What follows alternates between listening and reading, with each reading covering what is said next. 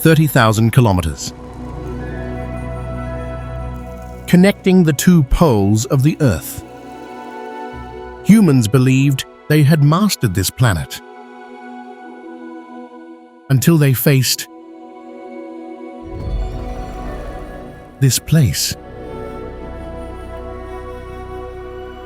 A single 100-kilometer-long gap on the border between Panama and Colombia.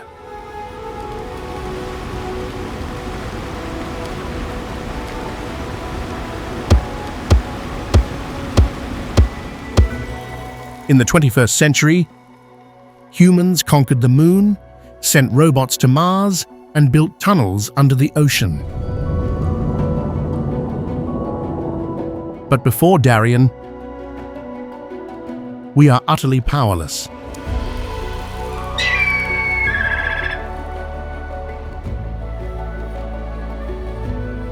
Step in here. You are prey. And there may be no way back.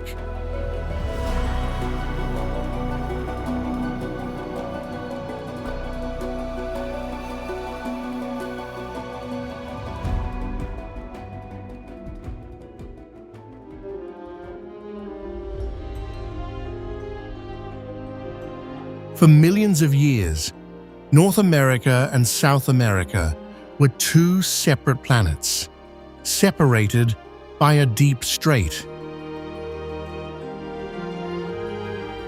Animals on both sides evolved along entirely different paths, with no contact, no interaction.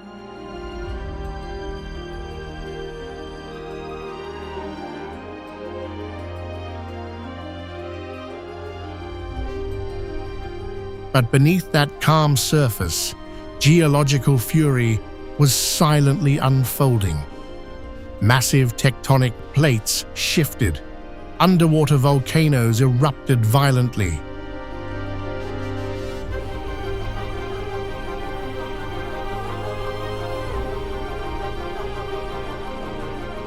Slowly, but inevitably, land began to rise from the water.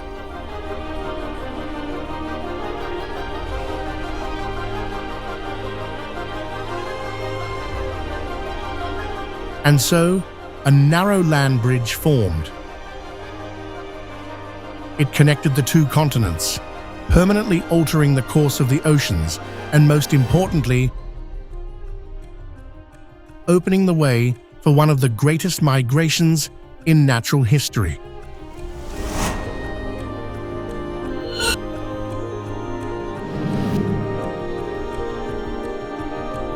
Scientists call this the Great American Biotic Interchange.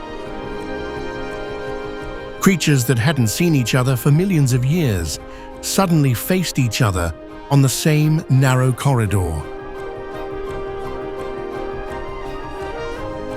Jaguars and bears from the north poured down. Giant sloths, as tall as two-story buildings, advanced from the south. Darien is the conduit, the bottleneck through which all life on the continent must pass in search of new land. This unique geological history has transformed Darien into a giant evolutionary laboratory. As sea levels rise and fall, organisms become trapped on high mountain peaks, isolated like islands in the vast ocean of the jungle.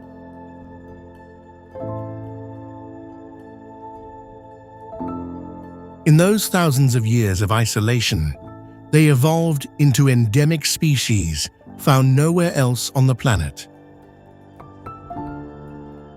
1/5 of the plant species here are unique. But this bridge of life also erects the most terrifying wall for humankind.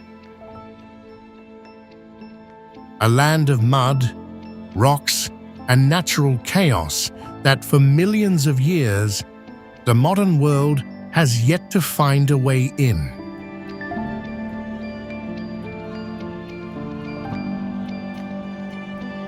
In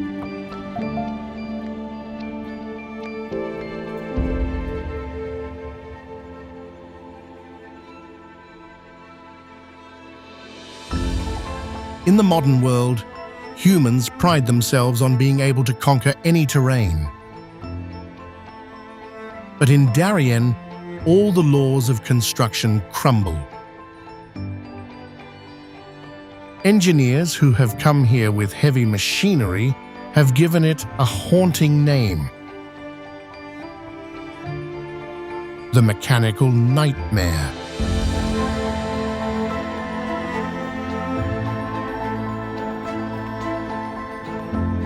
The geological structure here is a bizarre arrangement of ultrafine clay layers and enormous pockets of liquid mud. Especially the Atrato swamp.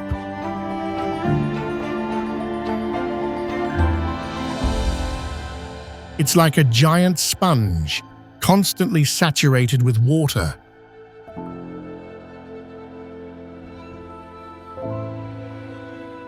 There's no solid ground to lay a foundation on.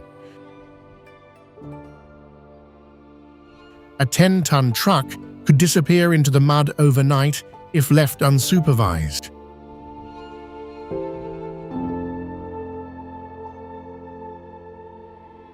Darien is one of the wettest places on the planet.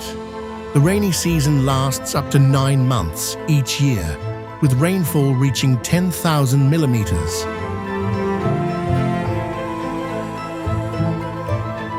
Imagine trying to build a road while it rains continuously for 270 days.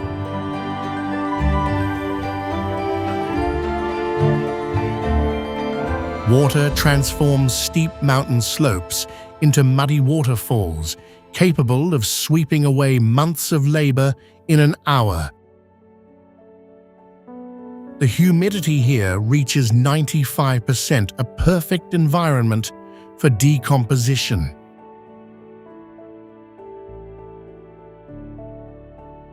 In this tropical environment, asphalt and concrete are mere anomalies. The asphalt is heated by the intense sun, then eroded by acid rain from the old-growth forest. Even the smallest cracks are exploited.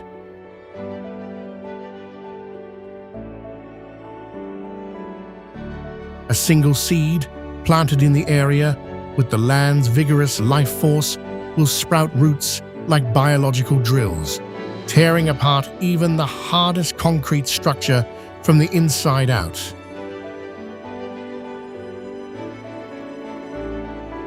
The extremely high humidity causes metal to rust 10 times faster than normal.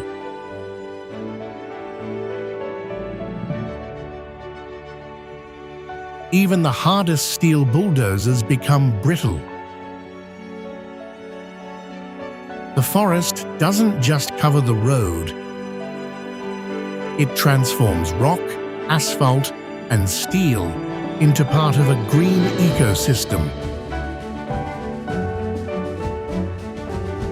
Efforts to build the Pan-American Highway through this area over nearly a century have left behind truncated stretches of paved road surrounded by lush green forests and excavators lying permanently like the iron skeletons of a defeated civilization.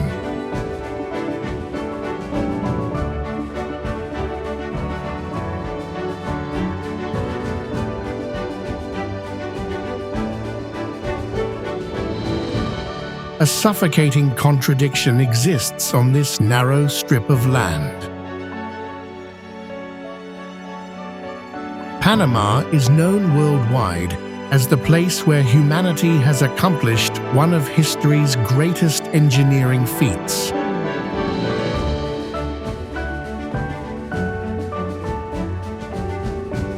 We have cut a continent in two. We have subdued the Chagres River, lifting ships weighing hundreds of thousands of tons, 26 meters, above sea level to connect two oceans. Why can a nation that can split a continent to build a canal fail to build a single 100-kilometer-long paved road?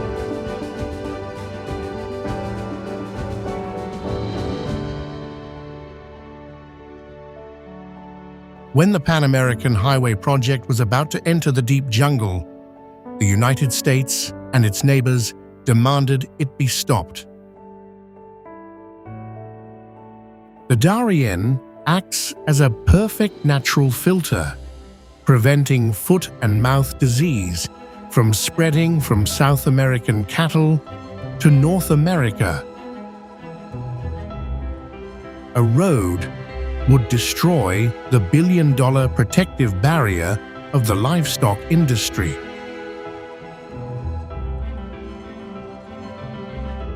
Darien's isolation makes it a buffer zone separating armed conflicts, drug cartels, and guerrillas from Colombia. If a road existed, those dangers would spill across the border as quickly as water flowing over a broken dam. Maintaining a road through the Darien swamps and jungles costs hundreds of times more than building it. Nature would relentlessly attack the road with floods, erosion, and parasitic plants.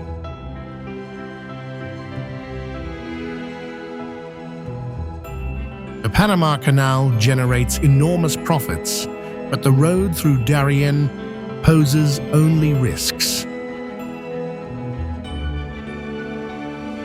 Therefore, while the canal is maintained with the most advanced technology, Darien is left in the wilderness of prehistoric times.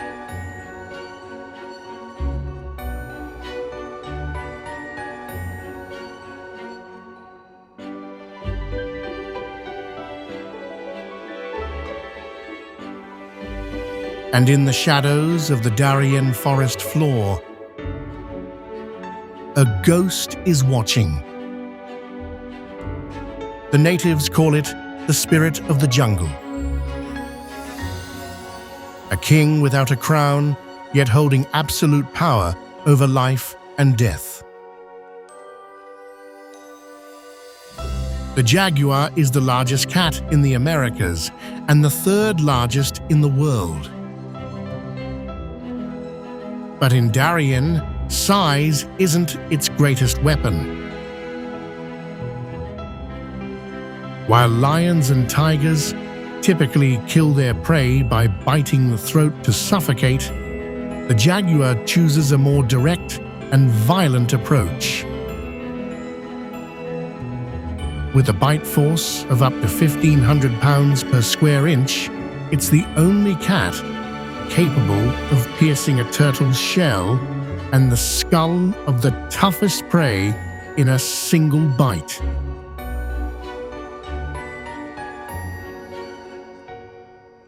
The name jaguar comes from the native language meaning one-legged killer. But in Darien, its skills extend far beyond the ground.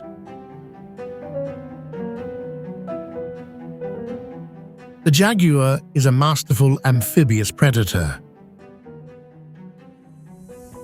It loves the swirling rivers and the treacherous swamps of Atrato.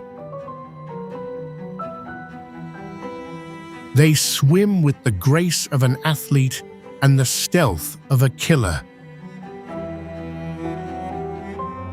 In the murky waters of Darien, the Cayman crocodile, the terror of all creatures, sometimes becomes the jaguar's meal. An underwater attack, a precise bite to the nape, and the reptile's reign ends. It is this hunting skill that makes the jaguar unrivaled in Darien. It dominates both land and water. It is why humans who venture here always feel watched by an invisible entity. As long as this big cat roars in the hollows of ancient trees, Darien will remain a wild land.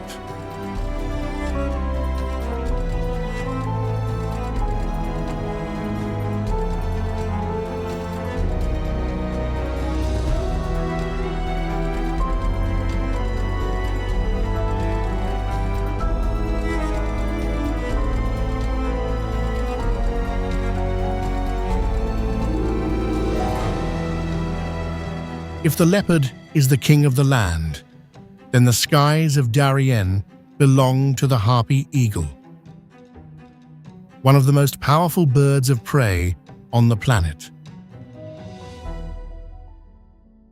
Living in the highest canopy of the forest, it is a perfect hunting machine.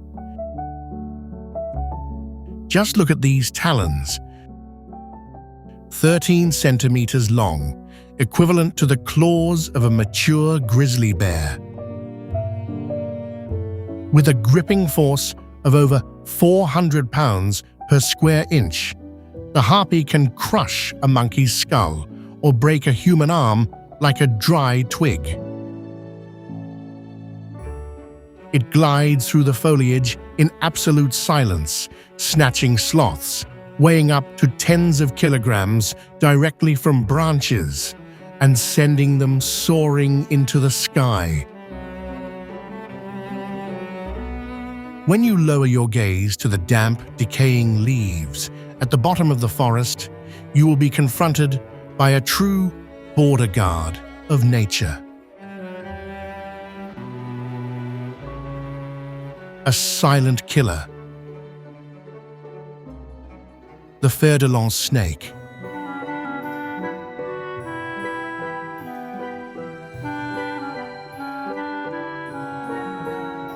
Experts call it the most dangerous snake in Central and South America. Why?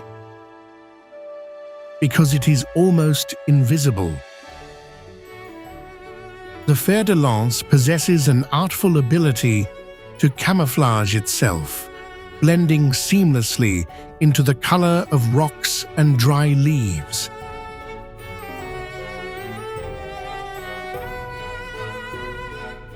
It doesn't need light to hunt. Located between its eyes and nostrils are ultra-sensitive heat sensors. In the pitch-black darkness of the jungle, the fer-de-lance sees you as a glowing ball of heat. It knows your location before you even suspect its presence. Attacking with lightning speed, it injects twice the amount of venom needed to kill an adult human into its victim's body. Its venom not only paralyzes, it wreaks havoc on the blood and destroys tissues from within.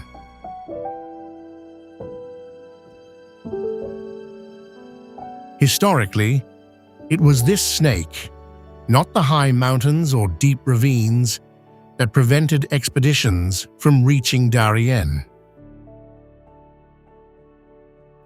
The Spanish troops and the enthusiastic American engineers building the Pan-American Highway all stopped short when they realized that every meter of land they passed could be a hiding place for these border guard snakes.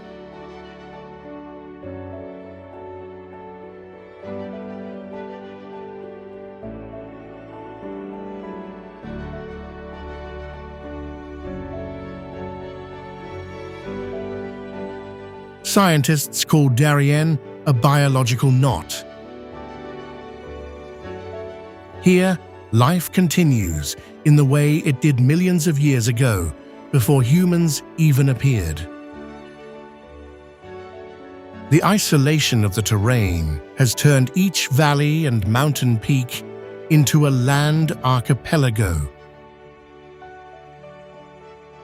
Unable to navigate the sheer cliffs or deep swamps, the plants and insects have chosen their own unique evolutionary paths.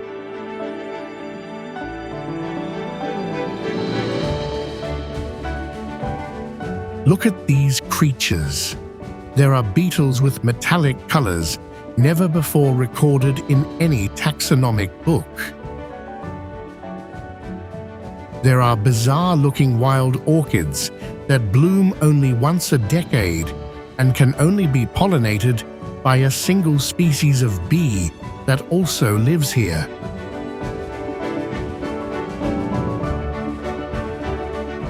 Believe it or not, for every 5 plant species you see in Darien, one doesn't exist anywhere else on the planet.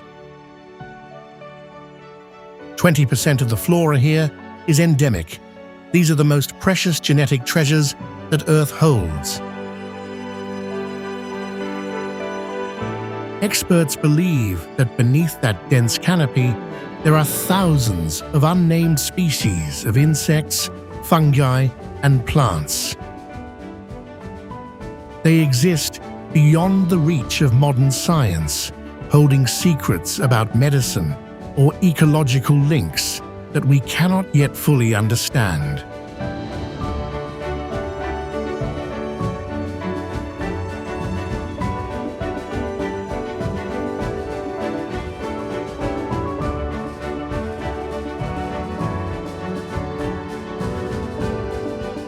Five centuries ago, it was the heart of the greatest dreams, where European adventurers believed they had found the key to unlocking the world's treasure.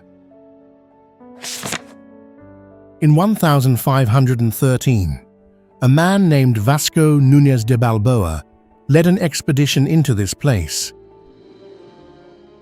They were searching for gold, power, and a legendary route to the east. The soldiers, clad in heavy armor, marched through the sweltering heat of 35 degrees and humidity that corroded their will. They battled venomous snakes, ferocious native tribes, and gnawing hunger. After nearly a month of battling the jungle, Balboa reached a mountain peak at Darien.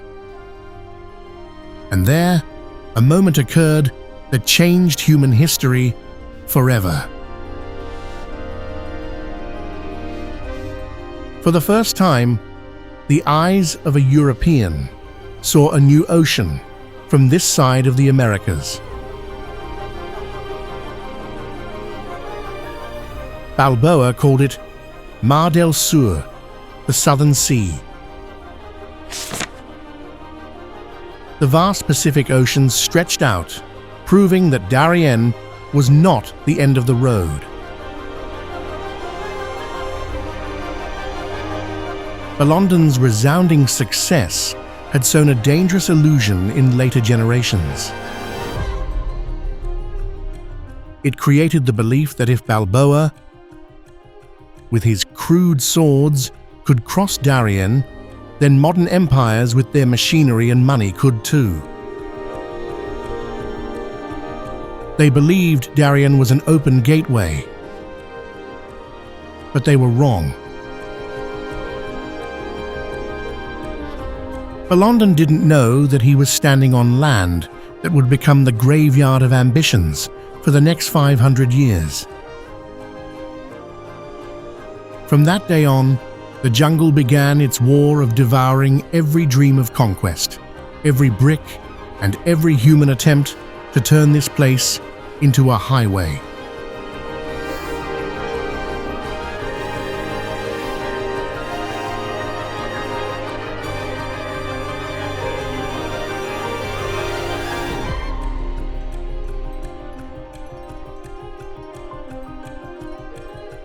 At the end of the 17th century, Scotland was a poor but proud kingdom.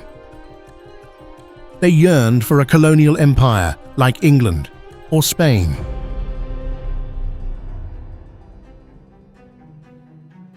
William Paterson, an ambitious banker, proposed an idea to make Darien the center of world trade. Patterson called it the key to the universe. He believed that whoever controlled this isthmus would control the flow of trade between the two oceans. The Scots were captivated by the idea. They poured nearly half the nation's cash into this gamble. From wealthy nobles to impoverished farmers, all staked their future on the Darien jungle. In 1698, 1,200 Scots set out, carrying the hope of a glorious New Caledonia. But upon their arrival, the key to the universe turned out to be a gateway to hell. The forest did not welcome them with gold, but with malaria, yellow fever, and never-ending acid rains. The land was uncultivable, and food reserves rotted within weeks.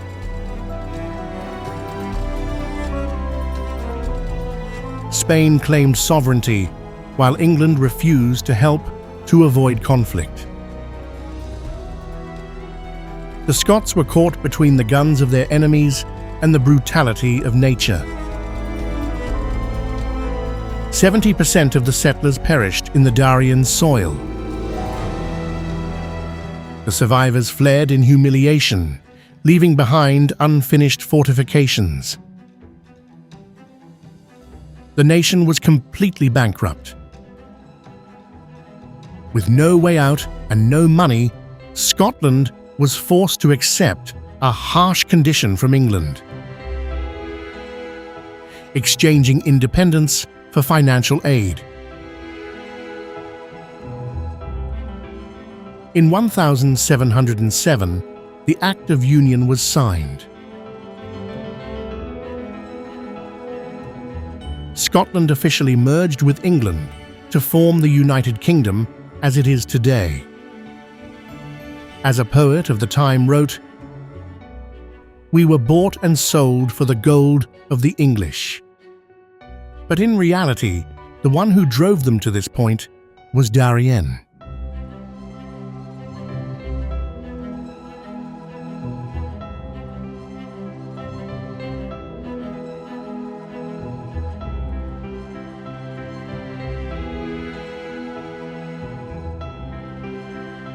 Entering the 19th and 20th centuries, people believed that the age of machines and science would sweep away the darkness of Darien.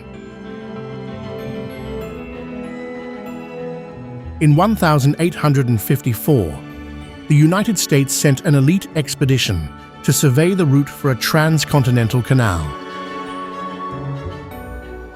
They ventured into the jungle with maps, compasses, and the unwavering faith of scientists. They emerged, or never emerged, as soulless corpses.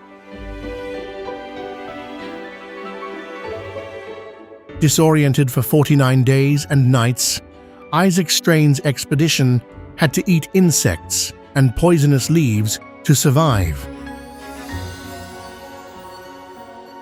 They battled flesh-eating parasites and the madness of exhaustion.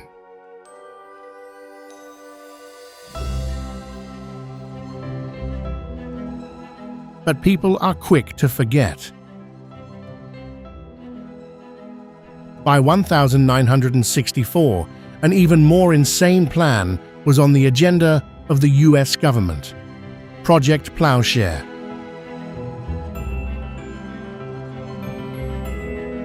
Because conventional excavators couldn't conquer the Darien terrain, scientists proposed an ultimate solution: using 325 nuclear bombs to blast away 100 kilometers of jungle, creating a giant trench through the isthmus.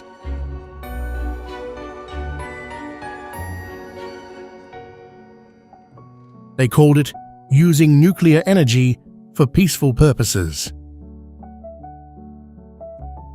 They believed the power of the atom could flatten Darien in an instant.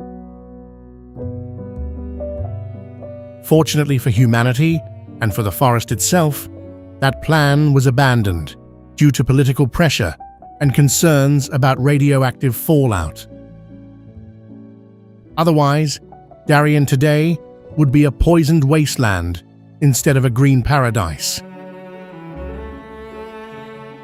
By the 70s, the last attempt to reconnect the Pan-American Road also failed. Millions of dollars worth of state-of-the-art equipment had been poured into it, only to be left behind.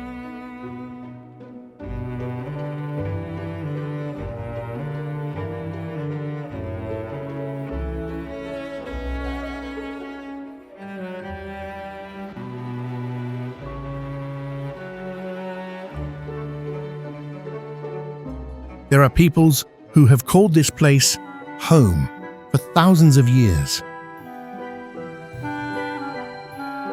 The Embera and Wunan people live by a simple philosophy: live in harmony with the forest. They don't try to change Darien, they change themselves to blend into its breath. Their stilt houses, called tambos, stand firm, while engineers' concrete houses crack under the sinking mud. They build their houses on tall wooden stilts to avoid sudden flash floods and keep out wild animals. The roofs are covered with thick palm leaves, keeping them cool in the scorching sun and dry during acid rains. They don't need complex engineering blueprints. They only need observation and experience passed down through dozens of generations. For the Embera, the river is their only highway, and their means of transport are Pagua's dugout canoes carved from a single tree trunk. To build a boat like this, they spend weeks of meticulous labor. Each boat is designed to navigate the narrowest stretches of river, gliding over rocky rapids that no modern engine could overcome. They only take what is sufficient from the forest. They know which season the forest yields fruit, which season the river provides fish. They can read birdsong to predict storms and use tree sap to treat snake bites. While we bring bulldozers to flatten the land, the Embera bring love to protect. It is thanks to their presence that the spirits of the ancient forest still have a place to reside.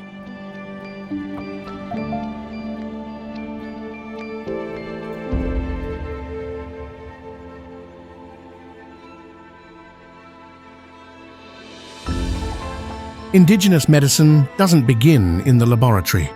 It begins with thousands of years of observation. They know that in a harsh ecosystem like Darien, nature always places remedies right next to danger. Next to a poisonous thorny plant, there will often be a leaf that helps stop bleeding and relieve pain.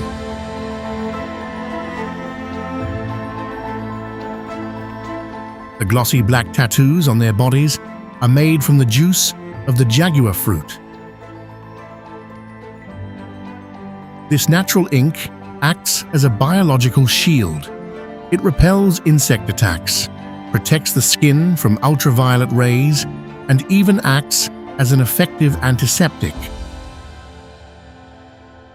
More importantly, it helps them perfectly camouflage themselves from predators.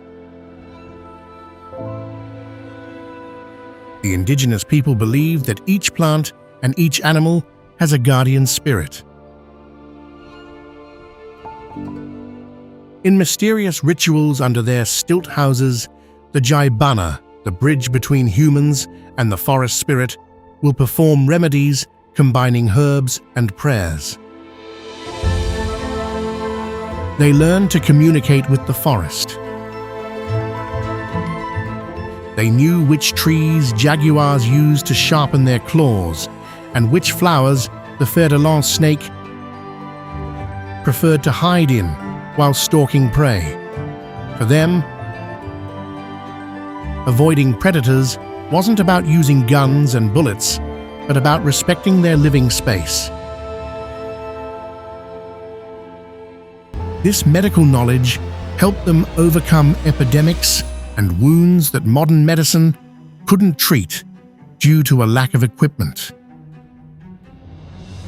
It was a sophisticated system of knowledge encoded in their stories and traditional songs. Modern humans carry antibiotics and satellite maps, yet still get lost and fall. Meanwhile, the Embera people navigate the Darien as if it were their own backyard.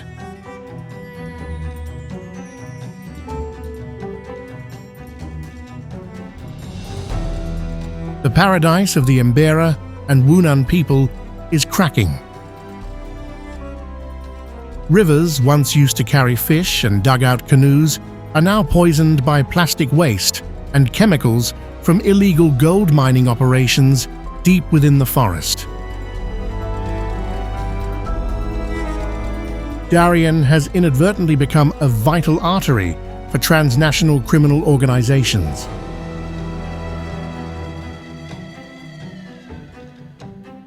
The ancestral lands of the indigenous people are now being transformed into routes for drug trafficking and human smuggling. People who once knew harmony now live in the shadows of gunfire and violence. They are caught between the bullets of the government army and the brutality of lawless gangs.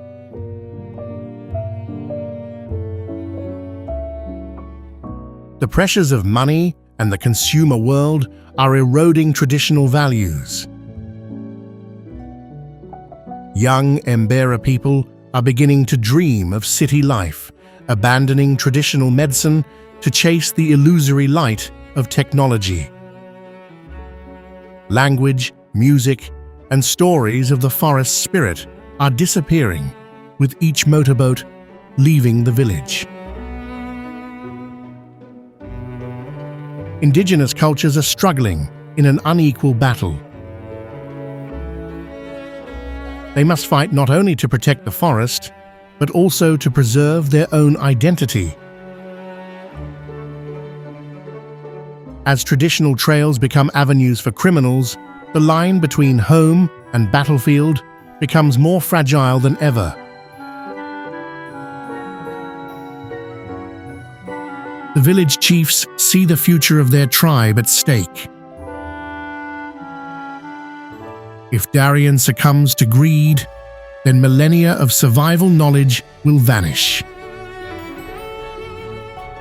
Then the Embera will no longer be protectors of the forest, but refugees in their own land.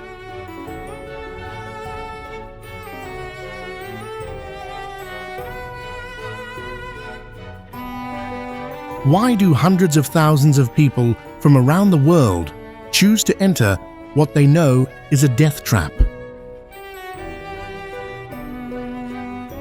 Darien has become the funnel that bears the brunt of every crisis on the planet. First, there was Venezuela, where once the most prosperous economy in South America collapsed.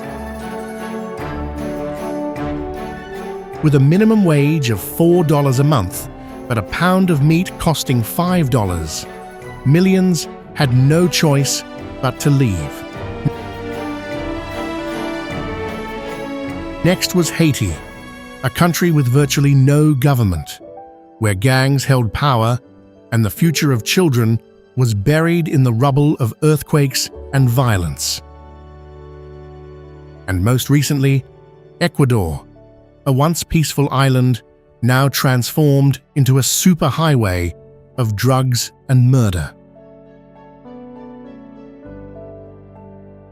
But why didn't they fly to the US or travel through official channels?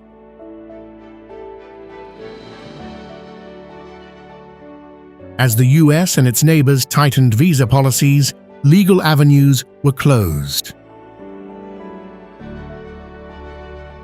Migrants were driven to desperation, and Darien, a place without a government, without surveillance cameras, and without a border wall that could possibly stand, became the only escape route.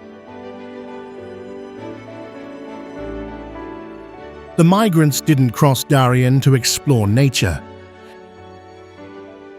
They crossed Darien because it was their last hope of escaping hunger and gunfire in their homeland. They transformed an impenetrable land into a highway of suffering.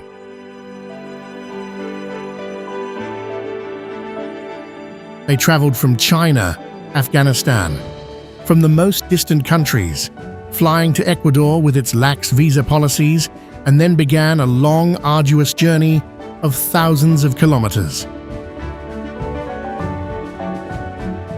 The forests remained the same, still muddy, still full of venomous snakes and wild animals. But now the human population outnumbered the animals. Each step carried a story of a nation's collapse, a misguided policy, and a distant dream of a life of dignity.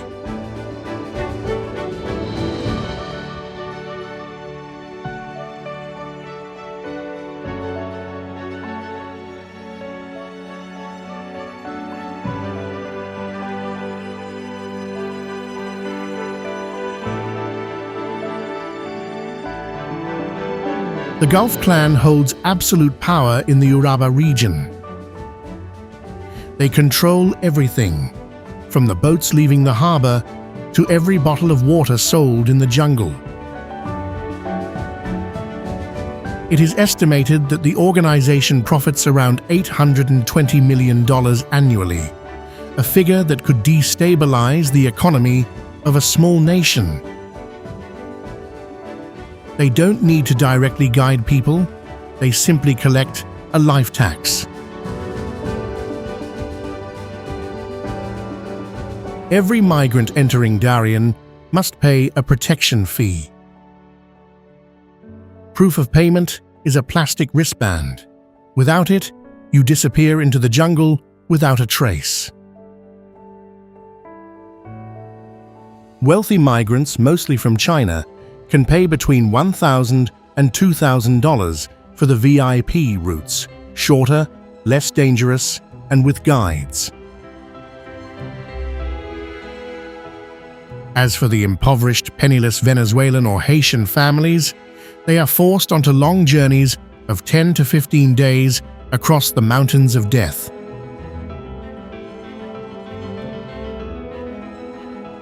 There, they are robbed by local gangs, abandoned when exhausted, and face the brutality of nature without any protection. They punish anyone who obstructs this flow of profit. The failure of global border policy has inadvertently fattened a dark empire that thrives on the extreme suffering of its people.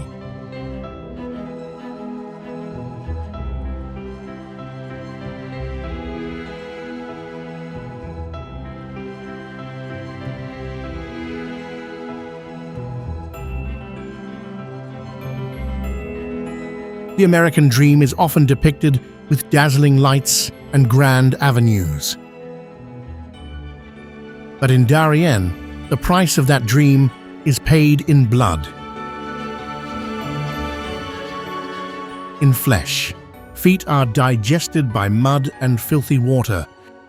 Soaked in absolute humidity for 10 days and nights, skin rots, wounds become infected deep down to the bone.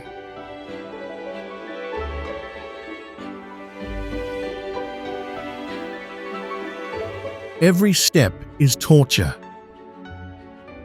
But here, stopping means death. No one comes back to save you, no rescue helicopters. Death Mountain is where food usually runs out by the third day. When the body is most hungry and thirsty, you have to climb the 1,800-meter-high cliff under torrential rain. Migrants crawl on all fours, fingernails digging into the mud, lungs feeling like they're about to explode in the suffocating air.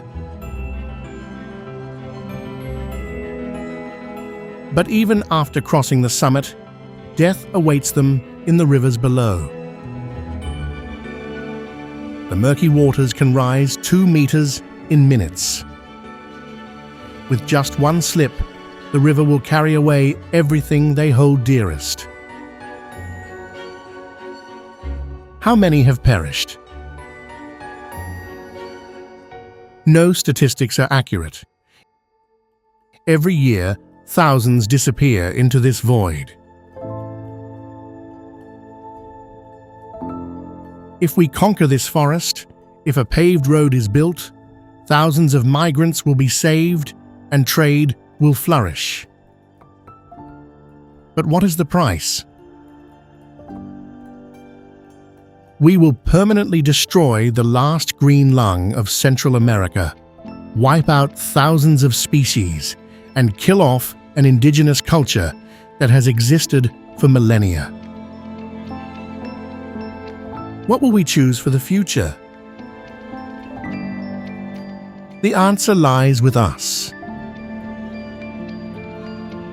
And perhaps for our own benefit and the benefit of this planet, it is best that it remains so forever.